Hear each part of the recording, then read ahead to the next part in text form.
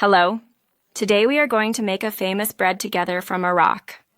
Some people make it with just vegetables, while others add minced meat.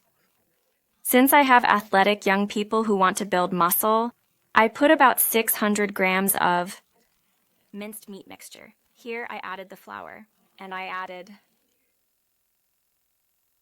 a tablespoon of sugar and a heaping tablespoon of active yeast. And 1.5 teaspoons of fine salt. And I add about 1 cup of water at a temperature of 40-45 degrees. And I cover the bowl. And I let the mixture rise and react for a full 5 minutes. After the bubbles appear, we add approximately a teaspoon of vibrant turmeric powder and a tablespoon of finely ground onion powder, preferably dried for better flavor.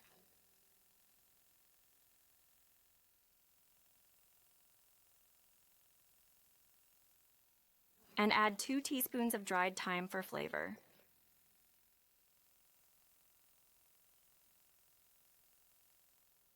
A large spoonful of mixed curry spices or any type you have. Mixed spice. And a small amount of spicy hot green pepper for added flavor. About 2 small pieces.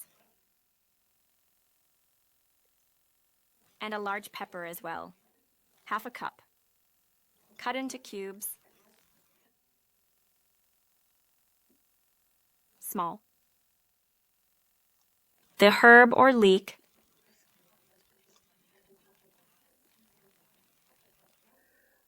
half a cup of finely chopped dill and half a cup.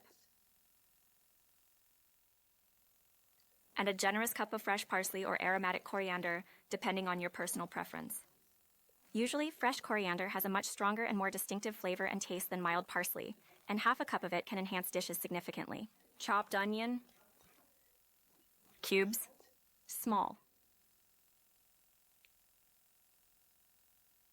Then we carefully add about 600 grams of drained minced meat that needs excess fat removed. Well, from the liquid that has accumulated from the freezing process. And we mix it this way. Be careful not to add too much liquid, as this can affect the overall consistency. Since the vegetables are quite moist and the meat is also very wet, we don't require much additional liquid. Simply gather the dough in this manner and add water as needed for consistency. It's preferable to knead the dough by hand, then brush with oil. The amount of oil should be 2 tablespoons.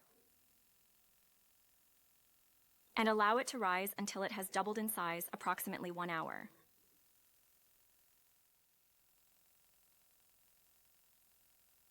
It typically takes around an hour or sometimes even longer, depending on the outside temperature conditions and other factors. In summer or winter,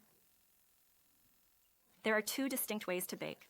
Either we make small discs that can be easily handled, or we place it as a whole mass in a designated container. We place it in the mold and let it rise in this mold until we have formed it. A large, freshly baked piece of bread that we can easily slice. This is preferred by my family because it tastes delicious. We carefully divide the dough into 2 equal parts. While keeping the delightful bubbles that have formed, we make sure not to press them too much. Just a light pat while maintaining the circular shape, we place it in a mold, parchment paper lined, sprinkled with a little oil. Just for a change, I placed it in a round mold and a rectangular mold. We let it rise for about 45 minutes to an hour, thoroughly covering it. With soft cloth, we gently let the dough rise, then we carefully place it in a hot oven from the top for baking. And the bottom part of the structure is set at a temperature of 220 degrees. This is now the final shape. We generously brush it with a bit more olive oil for added flavor. Olive oil provides the dish with enhanced softness and a beautiful shine.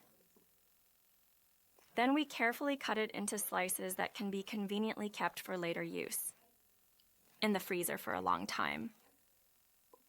It can also be served as a type of snack. Between the main meals, for those who prefer healthy food. Between meals, as it includes a variety of vegetables and tender meat. And it perfectly fits the cold winter season.